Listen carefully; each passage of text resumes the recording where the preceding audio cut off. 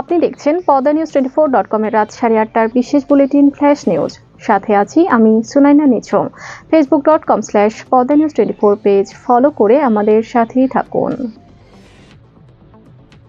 বিভিন্ন রাজনৈতিক দলের সঙ্গে বৈঠক শুরু হয়েছে জাতীয় ঐকমত্য কমিশনের। শনিবার সকালে জাতীয় সংসদ ভবনের এলডি হলে খেলাফত মজলিসের সঙ্গে বৈঠকের মাধ্যমে শুরু হয় এই কার্যক্রম। পর্যায়ক্রমে অন্যান্য দলের সঙ্গেও আলোচনা করবে তারা। সংবিধান, নির্বাচন ব্যবস্থা, জনপ্রশাসন, দুর্নীতি দমন ও বিচার বিভাগ সংস্কার কমিশনের গুরুত্বপূর্ণ 166টি সুপারিশের বিষয়ে মতামত চেয়ে গত 6 মার্চ 37টি রাজনৈতিক দলকে চিঠি ও স্প্রেডশিট পাঠিয়েছিল ঐকমত্য কমিশন। চিঠিতে 13 মার্চের মধ্যে দলগুলোর মতামত জানাতে অনুরোধ করা হয়েছিল। মঙ্গলবার পর্যন্ত মোট 15টি দল তাদের মতামত জানিয়েছে। বিএনপি, জামায়াতে ইসলামী, এনসিপি সহ 14টি রাজনৈতিক দল তাদের পূর্ণাঙ্গ মতামত জানাবে বলে কমিশনকে জানিয়েছে।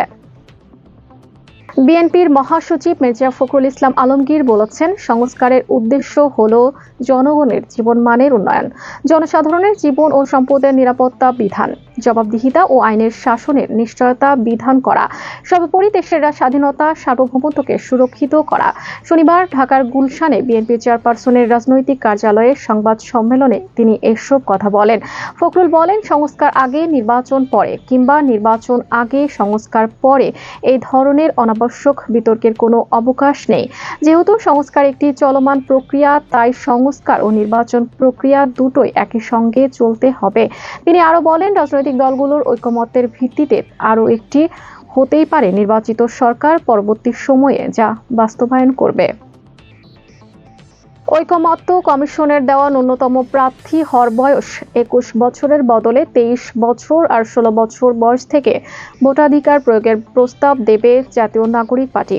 শনিবার সকালে ঢাকার বাংলা মোটরে জাতীয় নাগরিক পার্টির অস্থায়ী কার্যালয়ে সংবাদ সম্মেলনে এ কথা জানান দলটির যুগ্ম আহ্বায়ক সারোয়ার তুষার।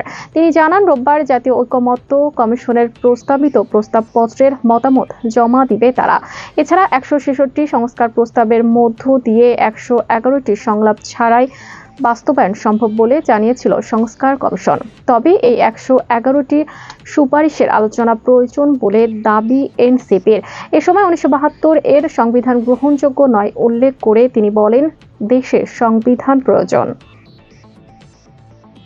গত 12 মার্চ সৌদি সরকারের বরাত দিয়ে ধর্ম মন্ত্রণালয় জানায়, চলতি বছর 15 বছরের কম বয়সী কেউ হজ পালন করতে পারবে না। হজ মৌসুমের মাঝামাঝি সময় এসে হঠাৎ এমন সিদ্ধান্তের অনেকেই বিপাকে পড়েছেন। কারণে অনেকেই 15 বছরের নিচে সন্তান সহ চলতি পবিত্র হজ পালনের জন্য চূড়ান্ত নিবন্ধন করেছেন। এমন পরিস্থিতি সমাধানের জন্য নতুন করে কেউ যদি হজে যেতে না চায়, তাহলে তার পরিবর্তে অন্য কাউকে প্রতিস্থাপন করা যাবে। আর না পাওয়া গেলে তার জমা দেওয়া টাকা ফেরত দিতে হজ এজেন্সিকে নির্দেশ দিয়েছে। বৃহস্পতিবার মন্ত্রণালয়ের বিজ্ঞপ্তিতে এই নির্দেশনা দেওয়া হয়। বলা হয়, সৌদি আরবের হজ ও ধর্ম মন্ত্রণালয়ের নির্দেশনা অনুসারে এই সিদ্ধান্তের কথা জানিয়েছে। সৌদি আরব হজ ও ওমরা মন্ত্রণালয় শিশুদের সুস্থতা ও নিরাপত্তার বিষয় বিবেচনা করে এবছর হজ মৌসুমে পবিত্র হজ পালনে আগ্রহীদের সর্বনিম্ন বয়সসীমা 15 বছর নির্ধারণ করেছে, যা হজ যাত্রীর পাসপোর্টের জন্ম তারিখ থেকে ধরা হবে। জাতীয় পরিচয়পত্র এনআইডি সংশোধনে সময় বেঁধে দিলেন নির্বাচন কমিশন সচিব আক্তার আহমেদ। এনআইডি সংশোধন আবেদন জুনের মধ্যে নিষ্পত্তির জন্য নির্দেশনা দিয়েছেন। এনআইডি বিভাগের মহাপরিচালক এএসএম হুমায়ুন কবিরকে এই সংক্রান্ত নির্দেশনা দিয়েছেন ইসি সচিব আক্তার আহমেদ। নির্দেশনায় বলা হয়েছে, 2011 সালের 1 জানুয়ারি থেকে 2024 সালের 31 ডিসেম্বর পর্যন্ত 3,78,000 এনআইডি সংশোধন আবেদন অনিষ্পন্ন ছিল। তার মধ্যে ক্রাশ প্রোগ্রাম করে 98,044টি আবেদন নিষ্পন্ন হয়েছে। এছাড়া গত 1 জানুয়ারি থেকে 16 মার্চ পর্যন্ত আবেদন জমা পড়েছে 3,02,266টি। তার মধ্যে নিষ্পন্ন হয়েছে 1,69,926টি আবেদন। এই হিসাবে 2011 থেকে অদ্যাবধি 4,02,308টি আবেদন অনিষ্পন্ন রয়েছে। আগামী জুনের মধ্যে সব অনিষ্পন্ন আবেদন নিষ্পত্তির উদ্যোগ গ্রহণ করতে নির্দেশনায় বলা হয়েছে। আগরতলা ঢাকা কলকাতা রেলপথ কবে থেকে শুরু হবে তা নিয়ে কার্যত কোনো ধারণা নেই ভারতীয় রেল কর্তৃপক্ষের।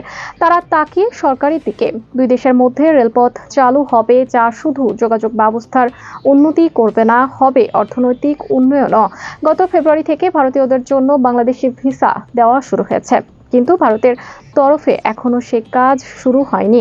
তারই মধ্যে প্রশ্ন উঠতে শুরু করেছে আগরতলা থেকে বাংলাদেশ হয়ে কলকাতা যাওয়ার ট্রেন চালুর বিষয়ে। গত বছর 5 আগস্ট শেখ হাসিনার দেশ ছেড়ে পালানোর পর নতুন এই রেলপথ নিয়ে দুই দেশের মধ্যে আনুষ্ঠানিকভাবে কোনো আলোচনা হয়নি। এখনই কোনো আশার বাণী শোনাতে পারছেন না নর্থ ফ্রন্টিয়ার রেলের মুখ্য জনসংযোগ আধিকারিক কম্পিজল কিশোর শর্মা। সংবাদ মাধ্যমকে বলেন, বাংলাদেশে পরিস্থিতি স্বাভাবিক না হওয়া পর্যন্ত কোনো কিছু বলা যাচ্ছে না। গুরুত্বপূর্ণ সব সংবাদ জানতে পদ্মানিউজ24.com এর বিশেষ বুলেটিন ফ্ল্যাশ নিউজ দেখবেন প্রতিদিন রাত 8:30টায়। ফ্ল্যাশ নিউজ দেখতে ফেসবুকে আমাদের ফলো করুন facebook.com/পদ্মানিউজ24 আর ইউটিউবে সাবস্ক্রাইব করুন youtube.com/পদ্মানিউজ24 চ্যানেলটি। নিয়মিত দেশ বিদেশের আপডেট সব সংবাদ জানতে ভিজিট করুন মাল্টিমিডিয়া নিউজ পোর্টাল পদ্মানিউজ24.com। পরবর্তী ফ্ল্যাশ নিউজ দেখার আমন্ত্রণ জানিয়ে বিদায় নিচ্ছি আমি সুনাইনা নিঝুম। ভালো থাকুন, সুস্থ থাকুন।